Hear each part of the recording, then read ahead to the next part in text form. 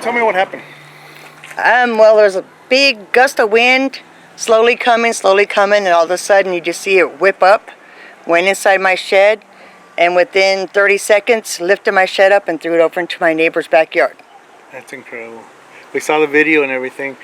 Was there a loud roar or anything like that? No, just wind and dust flying everywhere for a minute, and then next thing you know, the shed just over within a second.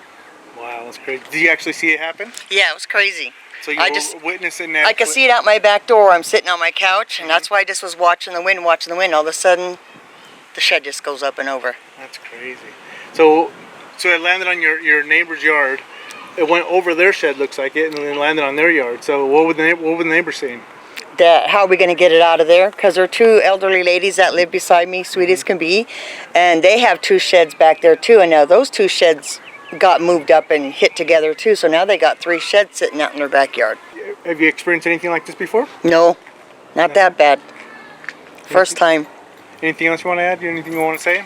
The weather's just getting crazy here. Yeah. One day we're burning up, next day we're windy, and then there's fires. And, Right. Yeah.